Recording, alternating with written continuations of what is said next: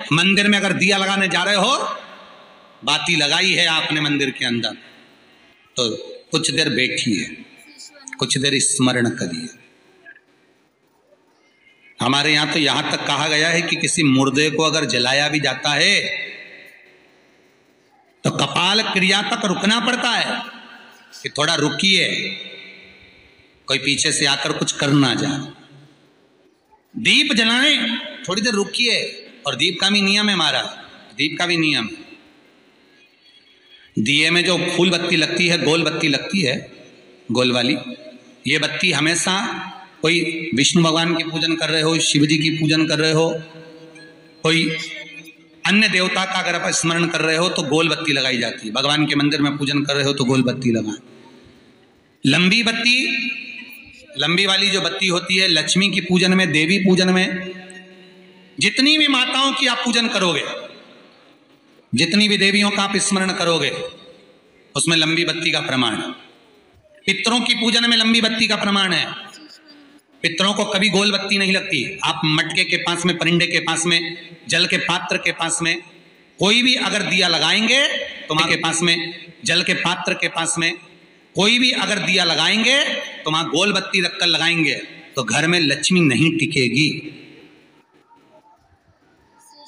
कई लोग कहते हैं कि परिंदे के पास, मटके के पास में, पानी के स्रोत के पास में जहां जल भरते हैं, हंडा रखते हैं, टंकी रखते हैं, वहां पर मटके के पास बत्ती लगाओ, दिया लगाओ, पितर शांत रहेंगे। तो पितरों को शांत करो, मना नहीं है, पर दिया लगाने का नियम है कि पितरों को अगर आप दिया लगा रही हो मटके के पास, परिंदे के पास, या अमावस्या के दिन पितरों के लिए अगर दीप लगा रही हो तो गोल बत्ती अगर लगाओगी तो कार्य कभी सफल नहीं होगा। धन आएगा जाएगा, टिकेगा नहीं। इसलिए पितरों के लिए अगर दिया लगाना है, पूर्वजों के लिए दिया लगाना है, पितरों के लिए अगर दीप लगाना है तो लंबी बत्ती लगाइए, लंबी बत्ती। महाराज लंबी बत्ती का प्रमाण हमारे यहां शास्त्र का, गोल बत्ती का प्रमाण। और सुंदर चरित्र कहा, यदि आपके जीवन में बहुत ज्यादा लक्ष्मी से तकलीफ है, कष्ट बहुत ज्यादा है, या इसलिए शायद कहा जाता है कि भगवान को सर्वश्रेष्ठ कौन सा चंदन अच्छा लगता है। आपको पहले भी कथा में कहा, आगरा की कथा अगर किसने सुनी होगी तो उसमें वर्णन किया, भगवान को सर्वश्रेष्ठ चंदन कौन सा, भगवान को सर्वश्रेष्ठ चंदन कौन सा प्रिय है। वो कौन सा चंदन है जो भगवान विष्णु को लगाएं, राम को लगाएं, कृष्ण को लगाएं। वो कौन सा चंदन है जो श्री हरि को लगाया जाए। तो जीते जी भगवान विष्णु एक बार गले लगाते हैं, उसको कहते हैं हरि चंदन। कौन सा चंदन है? हरि चंदन। हरि चंदन बाजार में नहीं मिलेगा, हरि चंदन आपको बनाना पड़ेगा। कैसे बनाना है? तुलसी जब सूख जाए उसकी जड़ को निकाल लिया जाए, वो जड़ को पानी में धो लिया जाए, धोने के बाद उसको सिलवट्टे पर, पत्थर पर घिसा जाए और घिसकर उसमें थोड़ा सा कुंकू, रोली डालकर तैयार कर कर जो भगवान विष्णु के मस्तक पर, कृष्ण राम के मस्तक पर लगा देते हैं और उसकी एक बिंदी अपने हृदय पे लगा लेते हैं। जीते जी भगवान एक बार उसको गले लगाते ही हैं। हरि चंदन प्रियता। जैसे शिव महापुराण में रुद्र चंदन का भाव है, शिव महापुराण में रुद्र चंदन का प्रमाण दिया जाता है। अगर आपने लिंग पुराण पढ़ी हो तो उसका 5वां स्कंद अवश्य पढ़िएगा महाराज। और शिव महापुराण अगर पढ़ रहे हो तो उसका कुमार खंड पढ़िएगा, जिसमें रुद्र चंदन का प्रमाण है। रुद्र चंदन कैसा, रुद्र चंदन का प्रमाण कैसा? तो महाराज कहा, चंदन घिसकर, पीला चंदन घिसकर उस चंदन को 3 मुखी रुद्राक्ष पर लपेट लिया जाता है। 3 मुखी रुद्राक्ष पर उस चंदन को लपेटा जाता है।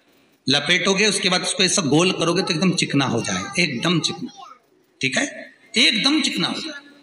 और उस चंदन को आप शिवरात्रि के दिन, और कोई से भी महीने की शिवरात्रि, किसी भी महीने की हो, सब फलदायी होती है। अगर आप पंचांग में देखेंगे तो शिवरात्रि लिखी हुई आती है, हर महीने शिवरात्रि पड़ती है। किसी भी महीने की शिवरात्रि पर रुद्र चंदन अर्थात जो चंदन का आपने 3 मुखी रुद्राक्ष में लेपन करा है, उसका गोला बनाया है, वो चंदन अच्छा मोटा मोटा कर लेना, अच्छा बढ़िया, ऐसा नहीं कि थोड़ा बहुत ही लगाओ, पूरा रुद्राक्ष दिखना नहीं चाहिए, पूरा लपेट कर उसको शंकर के शिवलिंग पर ले जाकर रख दीजिए और फिर धीरे धीरे शंकर भगवान का जल अभिषेक करना प्रारंभ कर दीजिए। वो चंदन पूरा धीरे धीरे शंकर के शिवलिंग पर डलना चाहिए। शंकर के मूल मंत्र श्री शिवाय नमस्तुभ्यम का जाप करिए। ये कहलाता है रुद्र चंदन। इस चंदन के अभिषेक से महाराज जो काम नहीं होता आप कर कर उस कार्य को प्राप्त कर सकते हो, सिद्ध कर सकते हो। रुद्र चंदन, हरि चंदन, रुद्र चंदन, ये वो चंदन है जो जीवन का सुख प्रदान करने वाले, हरितत्व दे। मंगल है, राहु है, केतु है, दशा बेकार चल रही है, लक्ष्मी नहीं आ रही, कष्ट बहुत है, फैक्ट्रियां नहीं चल रही, कहीं मत जाओ, मेरे शिव की शरण में जाकर एक बार शिव महापुराण को पूरी सुनो। शास्त्र के हटकर कुछ नहीं बोलेंगे, जो शास्त्र सम्मत है, स्कंद पुराण में, विष्णु पुराण में, नर्मदा पुराण में, लिंग पुराण में, शिव महापुराण में, भविष्य पुराण में जितनी जितनी बातें लिखी होती है उसको छाट छाट कर लेकर आते हैं, आपको बता देते हैं कि आप ये कर लो, उससे फायदा मिल जाएगा। कोई ज्योतिषी नहीं, कोई कुछ नहीं, बस केवल भजन करो, शंकर का अनुमोदन करो और विश्वास रखो शंकर पर, तो किसी को 1 रुपया देने की जरूरत नहीं पड़ेगी। भजन करो, विश्वास शंकर पर रखना, जन्म मरण और परण वो देगा, सुख वो देगा, समृद्धि वो देगा। जिसके घर में बहु रिद्धि सिद्धि हो, जिसके घर में अमोद और प्रमोद पोते हो, जिसके घर में शुभ और लाभ दरवाजे पर बेटे बनकर विराजमान होते हो, जिसके घर में स्वयं अखंड सौभाग्य देने वाली पार्वती हो, जिसके घर में लक्ष्मी देने वाली लक्ष्मी बेलपत्र के पेड़ के नीचे झाड़ू लगाती हो, जो स्वयं सरस्वती को स्वर प्रदान करता है, वो शंकर है।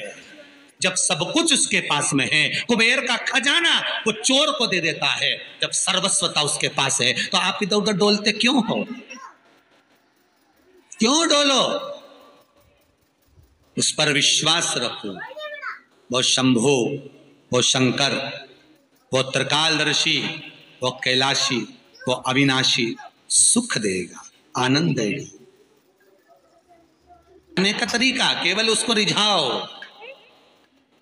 जो मंदिर आपसे दूर हो, जिस मंदिर में कोई नहीं जाता, जिस मंदिर में कोई दिया तक नहीं लगाता, उस मंदिर में तुम जाओ और उस मंदिर में एक दिन जाकर प्रकाश कर कर आना, एक बार दिया जला कर आना, मंदिर की सफाई करी आना, शंकर जी पे जल चढ़ाकर उनको स्नान कराकर कोई पत्ती पेड़ पौधे के पास में तोड़ के चढ़ाए आना। 2-4 बार कर कर देखना कितना शांति, कितना धीरज, कितना आनंद, कितनी समृद्धि, कितनी लक्ष्मी मिलती है। तुम करोगे तुम्हारा पेट भराएगा, हम करेंगे हमारा पेट भराएगा। स्वयं करिए। ब्रह्मलोक के देवता ब्रह्मा हैं, वैकुंठ के देवता भगवान विष्णु हैं, और मृत्यु लोक का अगर कोई देव है तो वो महादेव है, केवल शंकर, केवल शिव, मृत्यु लोक का देव। अभी एक विचार करो, तुम्हारे घर में अगर थोड़ी सी तकलीफ आई तो सबसे पहले अमेरिका में लड़का रह रहा वो आएगा क्या? पूना में बच्चे रह रहे हैं वो आएंगे क्या? इंदौर में बेटी रह रही वो आएगी क्या? उज्जैन में कोई रह रहा है वो आएगा क्या?